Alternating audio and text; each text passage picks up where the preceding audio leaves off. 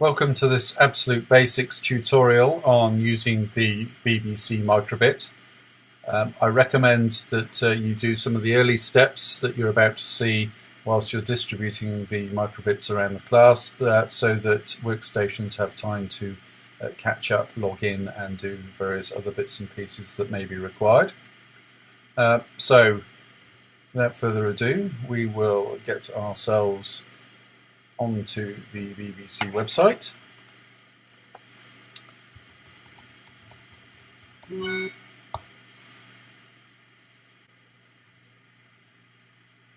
And inevitably, on first access, you are going to be faced with a request to confirm that you're okay with cookies. So the user will need to continue. And then, so that it can load up the programming environment, you can either click Create Code here or Create Code here. Either are identical.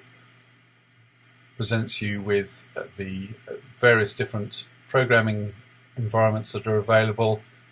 For an absolute basics session, I prefer to use the block editor as it's very Scratch-like. So we click New Project.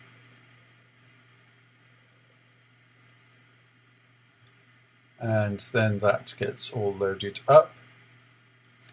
Now, if they, by this stage, have got their microbit in their hands, and you may want to go through some of the elements of the microbit, but it would be good to get them to plug it in.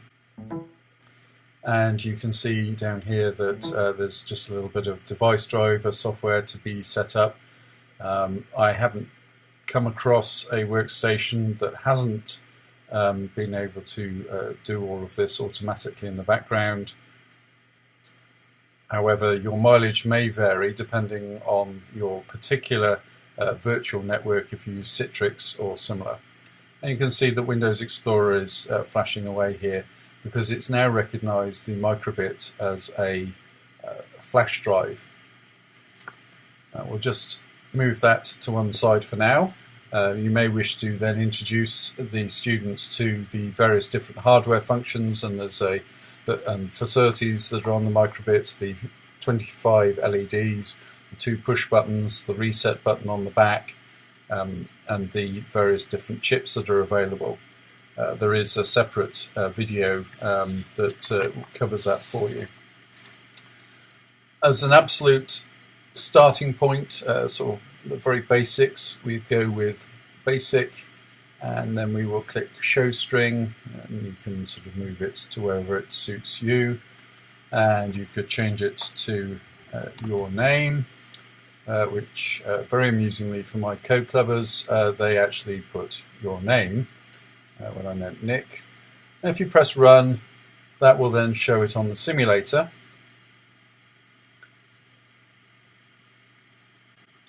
So we can compile, which creates it for the microbit. The different versions of Internet Explorer and Edge may say different things, but effectively we need to save.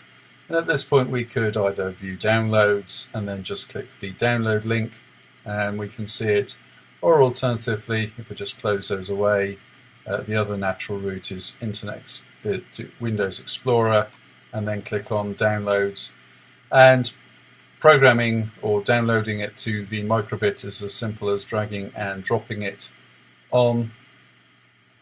There will be a small delay whilst that copies over,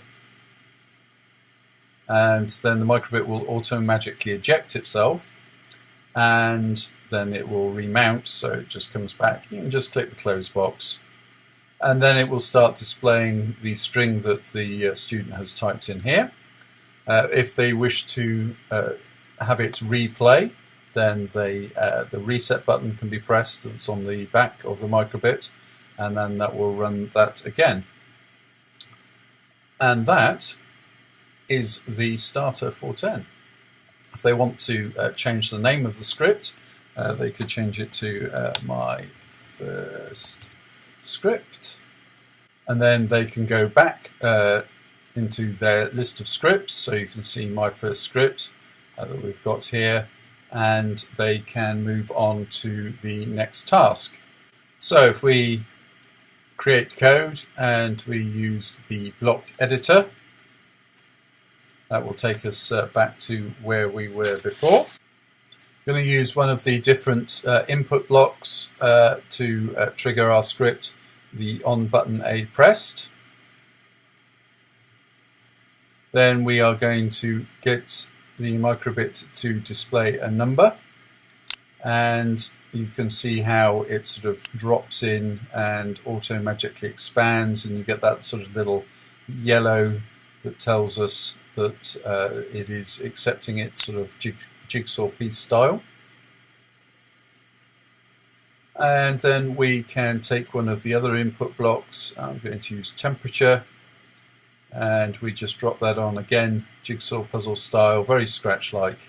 And now we have a short script that when the button A, which is this button on the simulator, and matches up with the markings on the microbit itself, is pressed, it will then show a number, and it will take a reading from the CPU. So if I press run and then I click on A, because obviously it's on the computer as a simulation, it just comes up with 21 each time. But at this stage we can now compile, which then we can save, and we can then do the drag and drop. Each time you create a new script, you get sort of its name is some superlative, amazing, awesome, fascinating, marvelous, some such things. The best thing to do is for people to either keep an eye on how this matches up with the script name that's auto-generated with what's been downloaded, or the date modified, which will obviously sort of the latest one will be on there. So if I drag that over, it will then copy that file over to the microbit, which, as before, will auto eject itself. And then for it to work for the student, they will then need to press the button. It doesn't display ambient temperature, just a little bit above that. And if they sort of keep the unit cupped in their hand or place their hand over the back of the unit for a few seconds, they may well see that the temperature rises. So if we perhaps do a variation on what we've just done and try changing the input block to light level, and we can just drag out the temperature and replace it with light level. Not much mileage really in running this, as there's no way for it to actually sort of display the light level. So we'll just go straight to compile. We'll save that, and you can see that it says that microbit unique script brackets 1, because we've now downloaded two things with the same name. That we get the name again, but sort of an indexing number, and I can show you that if I just change close that away, get rid of light level, and use say running time in milliseconds, and when we compile that, well, I'd expect to see when I save it that it's incremented it again to number 2. And as before, it's just a case of dragging over the most recent file for the user to try it out. So once they've gone through the basics of just getting it to display their name, and then they've got up to the point where they can have it on button A pressed, and they understand the concept of the different input types that they could have the microbit display, they could run through a discovery session in their own time, and as well as those different input types, they could also sort of expand on it by having the microbit do something if a button B is pressed, and even going slightly further, with the internal accelerometer, it can respond to either being shaken or the screen being up or down, or the logo being up or down, depending on which way they hold the microbit. And there are a number of different items. The slightly more unusual one is the compass heading. If I just take that out of the way, where it has to be calibrated. It needs to be calibrated each time the microbit is programmed, or there's a download to it, and as such, microbit will prompt them to effectively move the flashing LED around to create a box, because that way it's experienced enough. As you can see there, it just goes and displays 0, but it's at that point experienced enough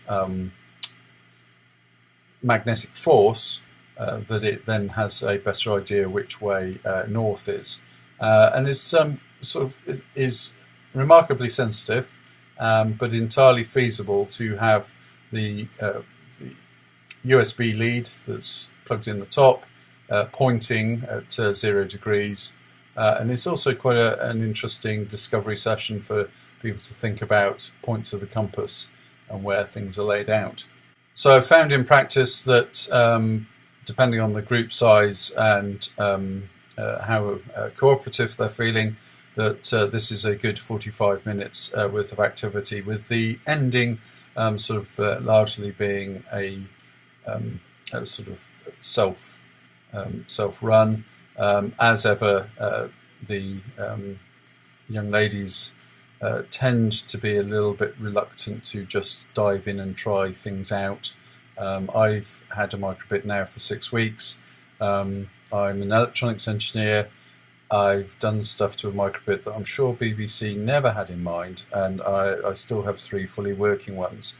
Obviously I haven't used a hammer or done anything silly, but I have tried all sorts of different aspects of the programming, and I've wired things up, and I've found it to be an entirely robust device. So it's certainly exploring different elements is absolutely fine at this level when you've not got anything connected to the outside world. And for those that are more familiar with, or quite familiar with Scratch, they may find the variables and doing comparisons and calculations are something that they can just sort of pick up quite quickly. The notes for this are available to download as well, and if you've got any questions, just leave comments either on the YouTube video or actually on this web page, and I'm sure discussion and answers will be forthcoming. Thank you for watching.